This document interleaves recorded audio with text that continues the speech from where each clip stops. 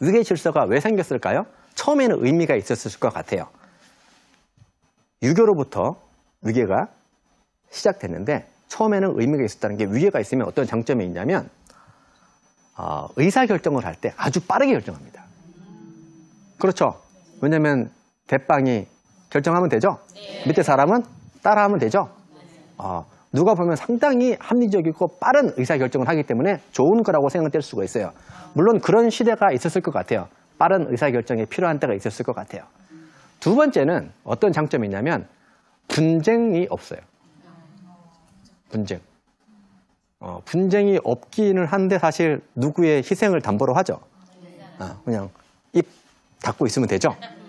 이런 식으로 우리 평화와 화평을 유지할 수 있는 장점이 있는 거죠. 그러니까 제가 볼 때는 처음에 위계가 생겼을 때는 우리에게 중요한 생존의 의미가 있었을 것 같아요.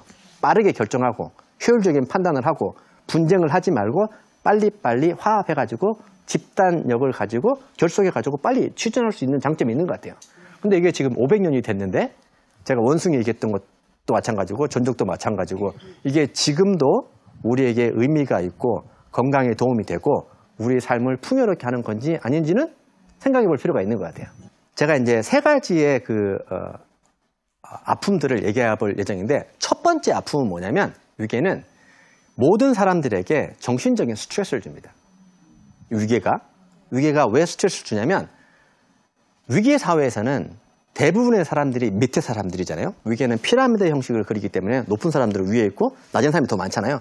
밑에 사람들은 인생에 대한 통제감을 상실합니다. 통제감이라는 것은 어떤 의미냐면 모든 사람은 자기가 살고 싶은 대로 살고 결정하고 싶은 대로 결정하고 살고 싶잖아요.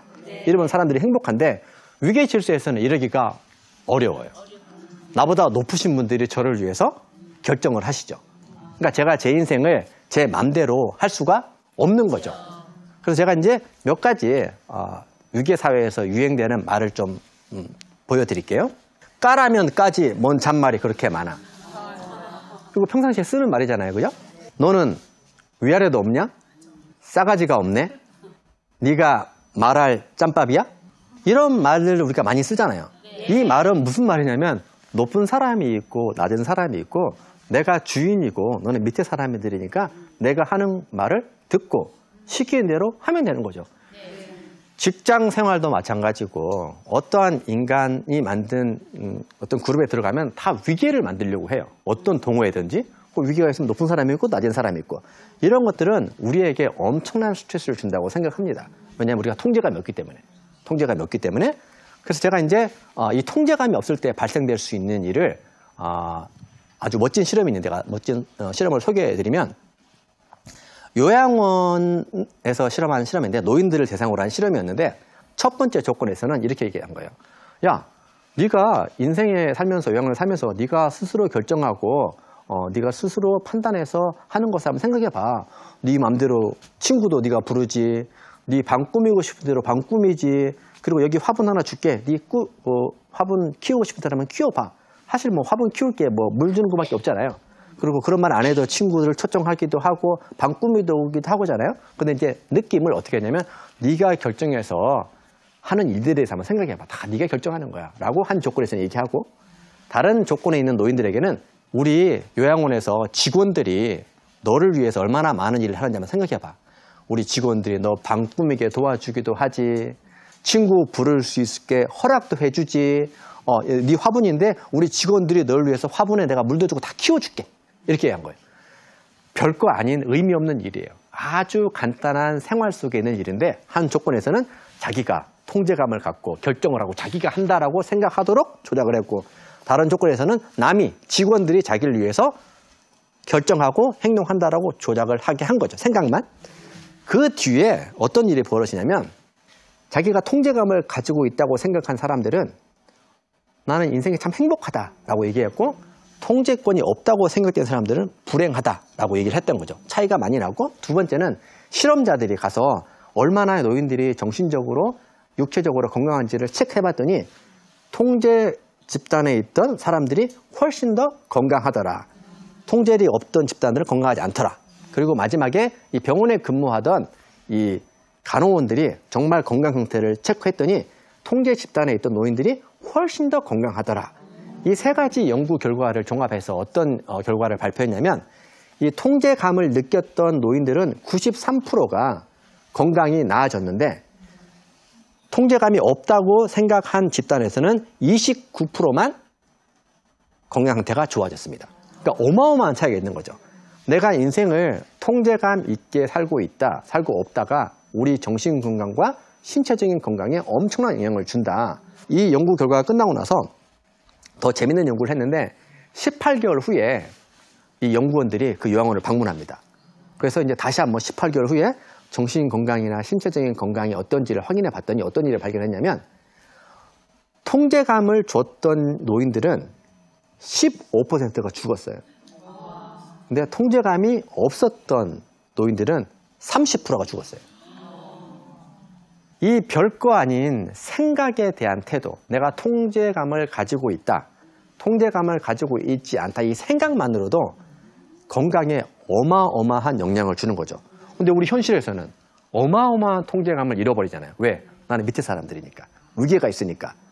자, 다시 한번 말씀드리면 첫 번째는 이 위계가 발달한 문화에서는 많은 사람들이 스트레스를 엄청나게 많이 경험한다.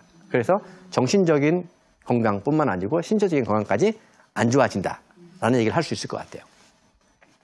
두 번째 위계 질서가 가져다주는 아픔은 뭐냐면 친구가 없어요. 이게 정말 슬픈 얘기인데 행복에 관한 연구를 보면 우리가 행복하게 살 수 있는 여러 가지 길이 있지만 그중에 가장 중요한 게 뭐냐면 괜찮은 친구가 많이 있는 거예요.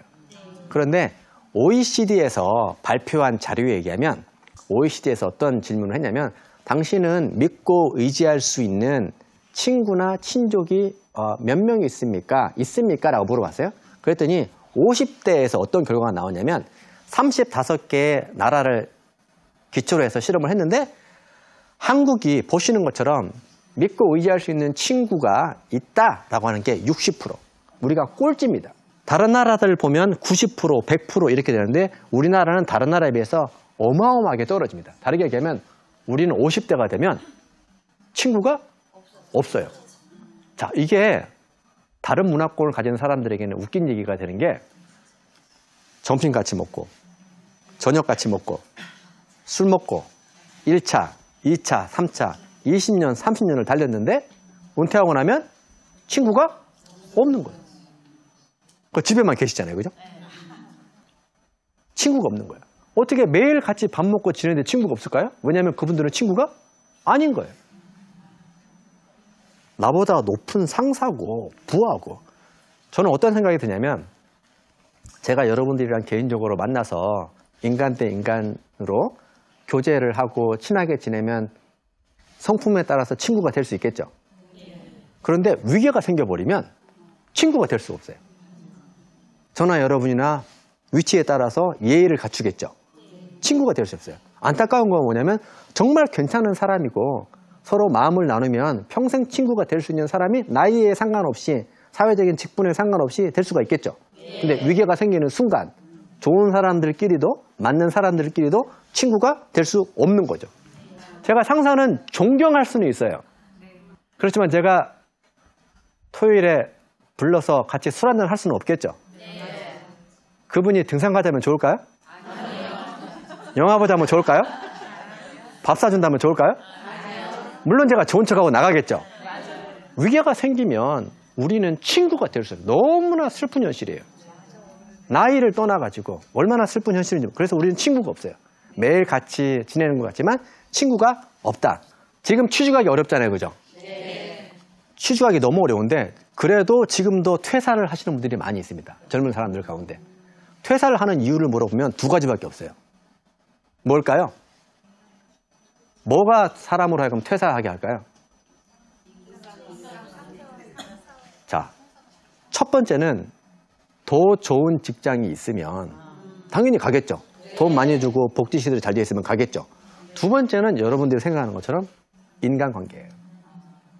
그래서 한 연구 결과의 조사에 의하면 직장인 10명 중 8명은 일보다 사람이 싫어서 회사를 떠난다.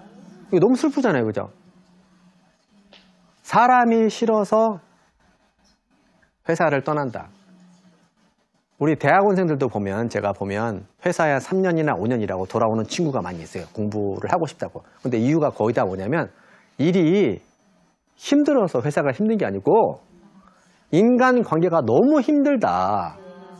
너무 힘들다. 눈치 보는 것도 힘들고 비유 맞추는 것도 힘들고 내 자존심을 내려놓고 지내는 것도 너무 자괴감 들고 힘들다. 우리가 이런 세상을 지금 만드는 거예요. 위계. 위계는 좋은 목적이 있었겠죠. 그렇지만 슬픔을 많이 가지고 있어요. 친구가 없어요. 모든 사람을 고통과 스트레스로 모으는 거죠. 얼마나 힘들까요?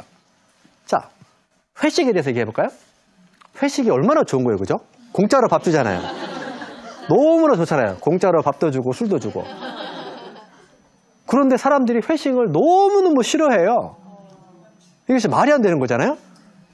왜 싫어하는지 제가 봤더니 10명 중에 6명은 회식하면 스트레스를 받는다. 자, 그러면 왜 스트레스를 받는지 제가 한번 살펴볼게요. 이유를 말했는데 첫 번째, 가장 많은 거 보면 29.5%랑 29.4%인데 불편한 사람들과 대화한다.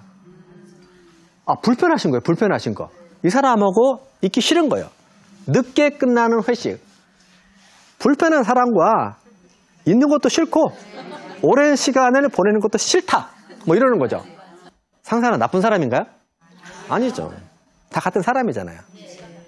근데 왜 우리가 서로 싫어하는 사람이 됐을까요?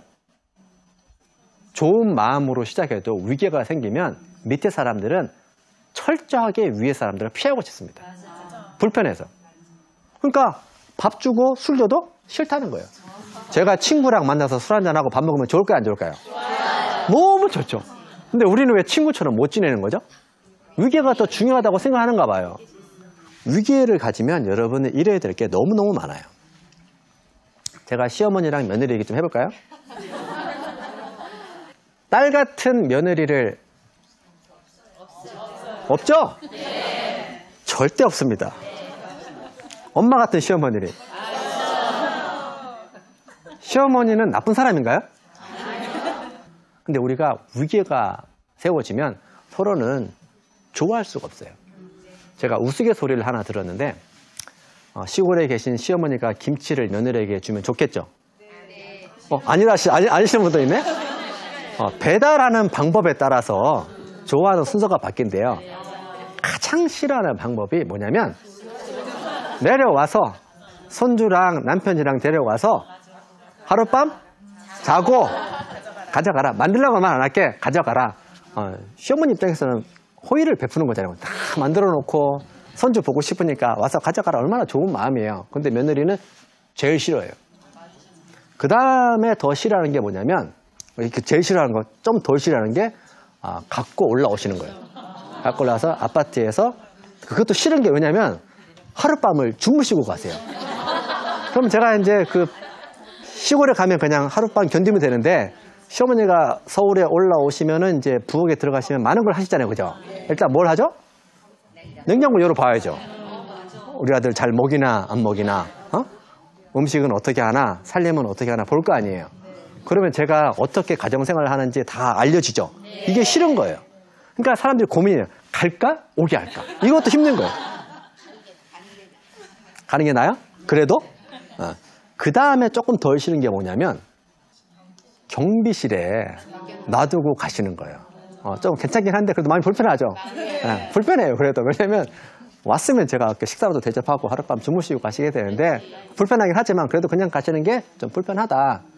그 다음에 제일 선호하는 게 뭘 것 같아요? 택배로 보내주는 거죠. 택배.